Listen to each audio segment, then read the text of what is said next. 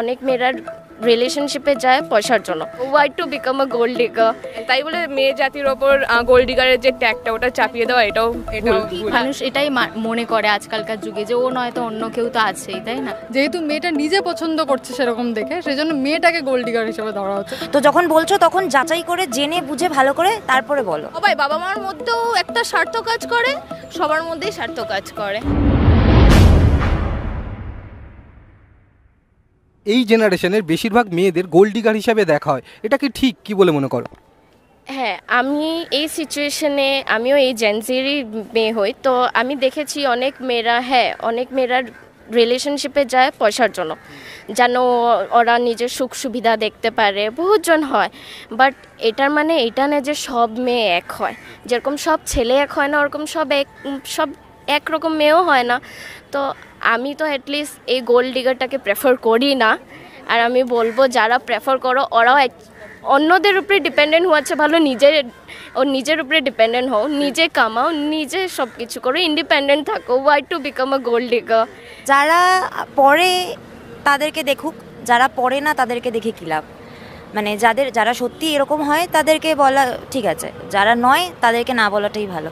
তো যখন বলছো তখন যাচাই করে জেনে বুঝে ভালো করে তারপরে বলো। আমার মনে হয় উভয় পক্ষে গোল্ড ডিগার, মানে একদমই এটা মেয়েরা শুধু নয়, মানে একদমই এটা মানে খুব ভুল কথা যদি গোল্ড ডিগার মানে শব্দটা ইউজ করা। অফকোর্স মানুষের অনেকেই রয়েছে এরকম, ছেলেরাও আছে মেয়েরাও রয়েছে। আমি নিজে অ্যাজ আ মেয়ে হিসেবে বলছি, আমি মানে when I was in a relationship তখন এরকম অনেকবার হয়েছে আমি পুরো বিল পে করেছি, তাহলে আমি কি ছেলেটাকে গোল্ড ডিগার বলবো? একদমই এটা নয় না। তো হ্যাঁ, অফকোর্স সে ওই টাইমে তার দেওয়ার মতন হয়তো ছিল না ক্ষমতা, দ্যাটস ওয়াই আমি বিলটা পে করেছি। আফটার দ্যাট এরকম সময় এসে সে বিলটা পে করেছে। এবার যদি হ্যাঁ কনস্ট্যান্টলি এরকমও হয়েছে আমি বিল পে করে গেছি একটা ছেলে, তাহলে আমি বলছি তাহলে সেও গোল্ড ডিগার, অ্যাজ একটা ছেলে একটা গোল্ড ডিগার। আমার মতে এখন তো বেশিরভাগ রিলেশনই সেম এজেই হয়, তো যে যার আমার মতে নিজেরটা মানে ডিপেন্ডেন্ট হয়। তো আমার মনে হয় না ওরকম গোল্ড ডিগার বলে এখন কেউ থাকে। গোল্ড ডিগার কনসেপ্টটা কোথা থেকে আসছে? এবার একটা মেয়ে, সে ম্যারিড, এবারে আফটার ডিভোর্স সে যদি অ্যালিমনি ক্লেম করে তার হাজব্যান্ডের থেকে, মেবি একটা এমন অ্যামাউন্ট ক্লেম করছে উইচ ইজ নট কারেক্ট। এবারে সেই ক্ষেত্রে ইয়েস, সেই ক্ষেত্রে রেসপন্সিবল কি আমাদের লজ আর always in favour for women. তো সেক্ষেত্রে আমি বলবো লজে কিছু চেঞ্জেস আনা দরকার। আর সেকেন্ডলি যেসব আমরা এমনি রিলেশনশিপে থেকে কোনো সময় তো এই মেয়েটা গোল্ড ডিগার, ওর তো বড়লোক বয়ফ্রেন্ড ওকে এক্সট্র্যাক্ট করছে এটা ওর জন্য, তো আমি মনে করি এরকম কমেন্টসগুলো সব ক্ষেত্রে ইজ নট কারেক্ট। সবাই সেম হয় না, বাট হ্যাঁ হয়ও। আমরা দেখেছি অনেক এরকম যারা বয়ফ্রেন্ড হোক যেভাবে পারছে তাকে এক্সট্র্যাক্ট করছে এইসব কেসেসও আছে। আবার এরকম আছে যেখানে হয়তো boyfriend is not doing that well, maybe husband is not doing that well, but the wife or the মেয়েটা করছে, সেরকমও তো এক্সাম্পলস আছে আমাদের সমাজে। মেয়ের বাড়ি থেকে খরচা হচ্ছে, ছেলের বাড়ি থেকেও হচ্ছে, কিন্তু তাকে অনেক রকমের জিনিস দেওয়া হয়, ফার্নিচার দেওয়া হয়, খাট দেওয়া হয়। এবারে কিছু বছর পরে তো সেই মেয়েটার টাইম ইনভেস্ট হচ্ছে সেই সংসারে, সেই ছেলেটার মা বাবার সাথে নাই থাকলে সেই ছেলেটার জন্য করছে কিছু টাইম ইনভেস্ট। সে যদি হাউস ওয়াইফের পয়েন্ট অফ ভিউ দিয়ে দেখি, তো সে যখন ডিভোর্স নিয়ে চলে যাচ্ছে, তো তার অতগুলো বছর তার পেরেন্টসরা তার উপরে যে ইনভেস্টমেন্টটা করেছে, তো সেইগুলোর ক্ষেত্রে সে তো তাকে আবার করে শুরু করতে হবে। সেখানে সে যদি কিছু ডিমান্ড করে, that is also not wrong. But again if someone is demanding extraordinary amount, যেরকম আমি যদি বলি সেলিব্রিটিসদের ক্ষেত্রে নিয়ে যদি বলি, তাহলে তারা যেরকমভাবে ডিভোর্সের টাইমে অ্যালিমনি ক্লেম করছে, তারা যে এক্সাম্পলগুলো সেট করছে which is very wrong for our society. কিছু রিসেন্ট কেসেস আমরা দেখেছি। না, এটা ঠিক একদম যে ভুল সেটাও না, একদম যে ঠিক সেটাও না। কারণ কিছু মেয়ে আর ছেলের মধ্যে এটা ব্যাপারটা আছে। মেয়েরা নিজে একটা মেয়েরা, সবাই না, বেশিরভাগ কিছু সংখ্যক মেয়েরা এটা নিজেকে মনে করে যে আমি যদি কোনো গোল্ড ডিগার কোনো বয়ফ্রেন্ড জোগাড় করে ফেলি, আমি নিজে কিছু লাইফে অ্যাচিভ করে ফেলেছি, কিছু পেয়ে গেছি, এটা নিজেকে মনে করে কেউ একজন। এবার কিছু ছেলেরাও মনে করে, তো সেই ক্ষেত্রে একটা মেয়েদের উপর একটু চাপিয়ে দেওয়া হয়, কিন্তু এটা সব ক্ষেত্রে নয়, প্রযোজ্য নয়। খুব একটা ভুল নয়, এটা পুরোটা ভুল বলা যায় না, ওই আর কি আগে যেমন বলা হতো যে 50% to 50% গোল্ড ডিগার আর ভালো, এখন সেটা হয়ে গেছে হয়তো 75 বা 90% বা এখন 10% হয়তো ভালো এরকম। কিন্তু তাই বলে যে সবাইকে খারাপ মনে করবে এটা নয়। হ্যাঁ, তাই বলে মেয়ে জাতির ওপর গোল্ড ডিগারের যে ট্যাগটা ওটা চাপিয়ে দেওয়া এটাও সবাই এরকম হয় না, এটা দিয়ে তো সবাইকে জাজ করা হয়, ওইটা যেন না করা হয় এটাই। না এটাই তো এখন না, যে তুমি অন্যেরটা আরেকজনকে কেন চাপিয়ে দিচ্ছ, এখন অনেককে অনেক রকম। এটা সার্কামস্ট্যান্সেসের ওপর ডিপেন্ড করে। আমি মনে করি সব এরকম জেনারেলাইজ করা তো উচিত নয় যে সব মেয়েই গোল্ড ডিগার বা সেরকম কিছু ব্যাপার নয়। তবে ডেফিনেটলি একটা রিলেশনশিপে তো মানে দুজনকে যদি একসাথে থাকতে হয়, একটা তো ফাইন্যান্সিয়াল স্টেবিলিটি বা এক্সেট্রা একটা তো ছেলের দরকারই। এখন সেটার জন্য যদি গোল্ড ডিগার দাগিয়ে দেওয়া সেটা তো ঠিক নয়। অ্যাকচুয়ালি আগেও হয়তো এরকম গোল্ড ডিগার ছিল না তা না, কিন্তু এখন এটা বেশি আরও মানে আমাদের সামনে আসছে, কারণ মেয়েরা অনেক সময় হয়তো যাদেরকে পছন্দ করছে এবার হয়তো সেইটা দেখেই পছন্দ করছে যে ছেলেটার ভালো টাকা পয়সা আছে কি না, সম্পত্তি আছে কি না। আগেকার দিনেও তো সেভাবেই বিয়ে হতো কি না, আগেকার দিনেও হতো। কিন্তু এখন যেহেতু মেয়েটা নিজে পছন্দ করছে সেরকম দেখে, সেই জন্য মেয়েটাকে গোল্ড ডিগার হিসেবে ধরা হচ্ছে যে হ্যাঁ, যে মেয়েটা ওরকম দেখে ছেলে খুঁজেছে তার মানে তো সে গোল্ড ডিগারই। কিছু কিছু ক্ষেত্রে ঠিক, কিছু কিছু ক্ষেত্রে ঠিক নয়। যেরকম ভালো আছে সেরকম খারাপও আছে। তো গোল্ড ডিগার আছে আছে হ্যাঁ আছে। ধরো একটা রিলেশনে তুমি যাচ্ছ, কোনো একটা তুমি তোমার পার্টনারকে আরও ভালো কিছু করতে বলার জন্য মোটিভেট করতে চাইছো যে হ্যাঁ তুমি আরও লাইফে এগিয়ে যাও। তো অনেকে সেটা মনে করে নেবে যে হয়তো সে আমার টাকার জন্য বা আমার লাইফস্টাইল ভালো হলে সেও ভালো কাটাতে পারবে, এটা মনে করে। তো সেটা খুবই রং ধারণা। ব্যাপারটা ওরকম হয় না, কজ তারা অবভিয়াসলি চায় যে তার পার্টনারও লাইফে ভালো কিছু করুক, তারাও চায় যে নিজেরাও ভালো করুক। অবভিয়াসলি তারা একসাথে আছে, একসাথে জিনিসগুলো করছে না, তো সেই অনুযায়ী আমার মনে হয় না ব্যাপারটা একদমই ঠিক না। এটা একদমই ঠিক না। দেখুন, আমরা গাড়ি কিনি এক জায়গা থেকে এক জায়গায় যাওয়ার জন্য, কিন্তু সেই গাড়িটা যাওয়ার জন্য আমাদের তেল লাগে, বাট আমরা কিন্তু তেল ভরার জন্য গাড়িটা কিনি না, ঠিক আছে। এবার গোল্ড ডিগার মানেটা কি হচ্ছে, একটা মেয়ে কোনো দিন দেখবে না, ও আমার দেখবে না যে সে আমার কাছে ভালোবাসা পাচ্ছে, ঠিক আছে, সুখী আছে, ঠিক আছে, বাট আমি একটা জব করি কিনা, ওর ফ্যামিলিকে বা আমার যে পরবর্তীকালে যে ফ্যামিলি হবে তাকে আমি দেখাশোনা করতে পারবো কিনা। বাট একটা মেয়ে যদি কোনো রকমভাবে কারোর থেকে কোনো সুযোগ সুবিধা নেয়, ঠিক আছে, তাহলে তো সে অপরপক্ষও সে দায়ী। এবার দেখো, এটা অনেক ছেলেও তো ভিক্টিমাইজড। আমি একটা মেয়ে বলে আমি ফেমিনিজম নিয়ে কথা বলে যাব, এটা আমি বিশ্বাসী নই। আমি এই টাইপের নই, এবং আমি নিজে কখনো এটাকে বিশ্বাসও করি না। গোল্ড ডিগার উভয়ই হচ্ছে।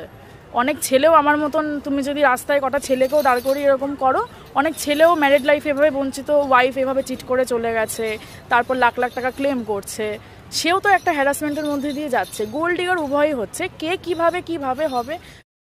একটা রিলেশনশিপকে পারফেক্ট করতে গেলে কি কি এফোর্ট থাকা দরকার দুদিক থেকে, কি বলে মনে করো?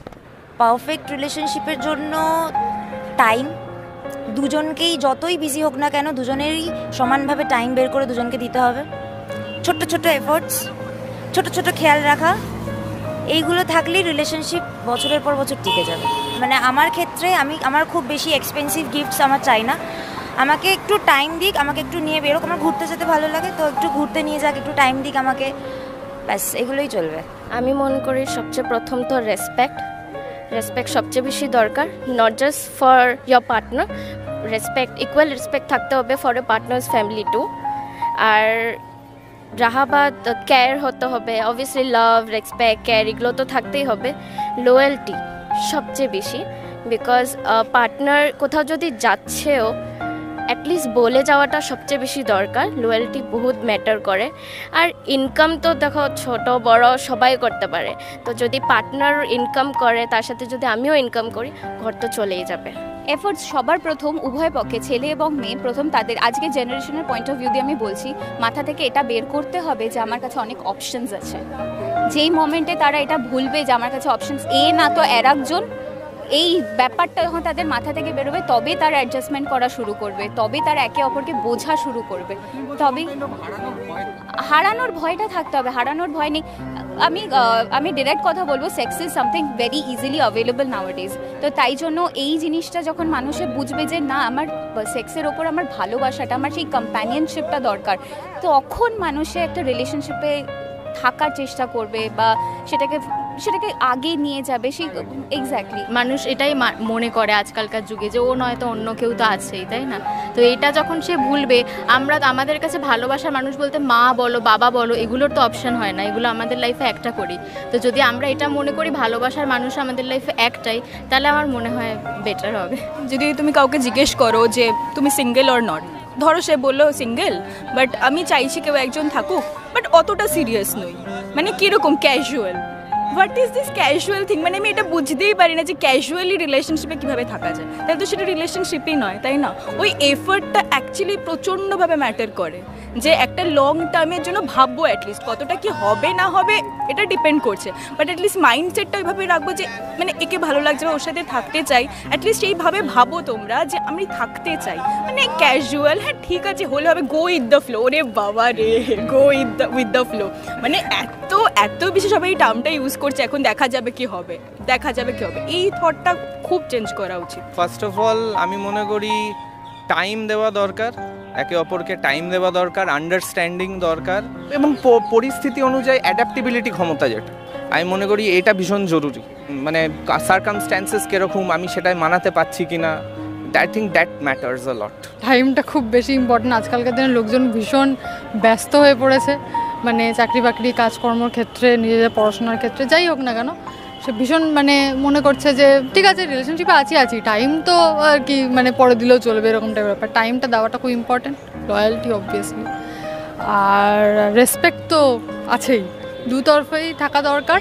শুধু ছেলেটা মেয়েটাকে দিচ্ছে এটাই অনেকে মানে আজকালকার দিনে মেয়েরা চায় যে আমাকে যেন রেসপেক্ট দেয়, মেয়েদের রেসপেক্ট দেওয়াটাকেই সবাই বেশি মনে করে যে মেয়েটাকে রেসপেক্ট করে তো ছেলেটা, এরকম করে জিজ্ঞাসা করা হয় সবাইকে, কিন্তু মেয়েটা কি অপরপক্ষকে রেসপেক্ট করছে, তো সেটা দেখাটা খুব দরকার। তুমি যদি 50% দাও, অপোজিট পার্সেন্টও 50% দেওয়া উচিত।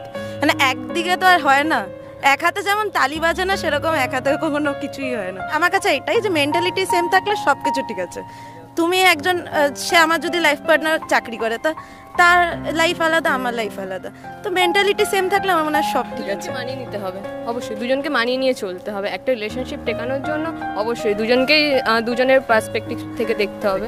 একটা হচ্ছে স্যাক্রিফাইস, একটা হচ্ছে অ্যাডজাস্টমেন্ট, এই দুটোই ভীষণ গুরুত্বপূর্ণ জিনিস। কারণ স্যাক্রিফাইস দুজনকেই করতে হবে, সমান লেভেলে করতে হবে, নাহলে কোনোভাবেই রিলেশন টিকবে না। এই দুটো এখনকার দিনে ভীষণ দরকার, কারণ এত চারিদিকে ইগোয়েস্টিক পার্সন আছে, তো সবাই এটা হয়তো পেরে উঠছে না, এই জন্য এত ব্রেকআপ চারিদিকে, এত কিছু নেই। স্যাক্রিফাইস, লয়্যালটি এগুলো না থাকলে কেয়ার, অবশ্যই একটা টাইম, এগুলোর তো ব্যাপার আছে একটা রিলেশনশিপ টেকানোর জন্য। আর সবচেয়ে বড় কথা একটু গার্লফ্রেন্ড বয়ফ্রেন্ড বা বয়ফ্রেন্ড গার্লফ্রেন্ড একটু হলেও সময় দেওয়া দরকার। মাসে 30টা দিন থেকে 31টা দিন থাকে, তার মধ্যে একটা দিন যদি তার জন্য 2 ঘন্টা সময় দেওয়া যায় সেটা মনে করি অনেক। আমার তো মনে হয় সব কিছুই লাগে অ্যাকচুয়ালি, যেহেতু একটা রান্নার জন্য সব ইনগ্রিডিয়েন্টসে কিন্তু কম বেশি করে সব কিছুই লাগে, তো সেখানে আন্ডারস্ট্যান্ডিং, ভালোবাসা, ফ্রেন্ডশিপ বা রেসপেক্ট, মোস্ট যেটা দরকার, রেসপেক্ট করা, সব কিছুই দরকার। একটা জিনিসই লাগে যেটা নুনের কাজ করবে রান্না, যেটাও বলছে সেটা হচ্ছে ট্রাস্ট।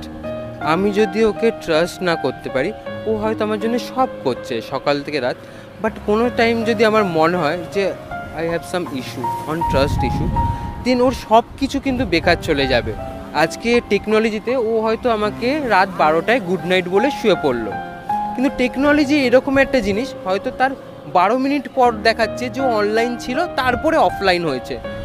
আমি সারা রাত ভেবে যাচ্ছি যে 12 মিনিট তারপরও অনলাইন ছিল, ও কী করছিল, like that's a trust issue. কিন্তু আমি যদি ওকে ট্রাস্ট করি, ও যদি আরও যদি 5টা মেল ফ্রেন্ডস বা ওর কলিগস এর সাথে ঘোরেও না, she loves me and she can't do anything wrong, তো ওই ট্রাস্টটা থাকা আমার মনে হয় সবচেয়ে দরকার। কারণ ওই ট্রাস্টটা যদি হারিয়ে ফেলে না, ও যদি কিছু নাও করে বা কিছু সবই করে ফেলে, তাও রিলেশন টেকানো খুব মুশকিল হবে।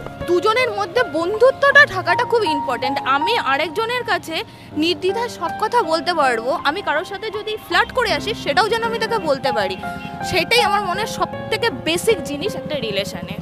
আর একটা যেটা বিশ্বাসটা রাখা দরকার আছে। কেউ করে না, হ্যাঁ, বিশ্বাস এখন কিছু কেউ করে না। কমফর্ট জোনটা থাকলে তবেই বিশ্বাসটা আসবে। ভালোবাসা জিনিসটা আগেও ছিল না, এখনও নেই। ভালোবাসা বলতে অ্যাকচুয়ালি কিছু নেই মনে হয় পৃথিবীতে, আগেও ছিল না, ওটা স্বার্থ, মানে প্রয়োজন। আমরা মা বাবাকে ভালোবাসি কি মা বাবাকে প্রয়োজন বলে, মা বাবাও আমাদের প্রয়োজন আছে, তাই জন্য মা বাবা আমাদের ভালো, এমন সব সমস্ত তখন কিন্তু এই চিন্তাতেই বড় করছে না ছেলে মেয়ে বড় হয়ে চাকরি বাকরি করবে দেখবে। তো সবাই বাবা মার মধ্যেও একটা স্বার্থ কাজ করে, সবার মধ্যেই স্বার্থ কাজ করে। সবার আগে যেটা প্রয়োজন দুজনের মধ্যে 100% লয়ালিটি। ওই লয়ালিটি যদি না থাকে ওই সম্পর্কটা দাঁড়াবে না। আর দ্বিতীয় হলো বিশ্বাস, মানে ভরসা এবং বিশ্বাস, এই দুটো ছাড়া ও যতই তুমি শো অফ করো না কেন, যাই করো না কেন, চেষ্টা করো না কেন, আমার ওর উপর ট্রাস্টই নেই, আমি উপরে উপরে শুধু দেখিয়ে যাচ্ছি, এটা হয় না, এটা রিলেশনশিপ স্ট্যান্ড করে না। এবার এর বাইরেও অনেক কিছু থাকে, রেসপেক্ট দিতে হবে। এবার তুমি যদি প্রধান দুটো কারণ বলো তাহলে আমি বলবো লয়ালিটিটা ভীষণ প্রয়োজন, আর দ্বিতীয় কথা হলো ট্রাস্ট। কারণ একটা জিনিস কি, একটা সম্পর্কে দুজন বেইমান হতে পারে না, একজন 100% বিশ্বাস করছে বলেই সম্পর্কটা চলছে। এবার যখন সে ট্রাস্ট ইস্যুটা ব্রেক করে দিল তখন কিন্তু সে আর থাকতে পারলো না। আর এগুলো তো খুব ন্যাচারাল জিনিস না, যে জিনিসে একবার চিট ধরে যায় সেটাকে জোড়া লাগানো ভীষণ টাফ। আমি একটা বছর তাকে অ্যাজ এ হাজব্যান্ড আমি তার হয়ে শাখা সিঁদুর করছি, আমি সমাজের চোখে ঘুরছি ফিরছি, সব কিছু করছি, আমার সমস্ত জায়গায় সে।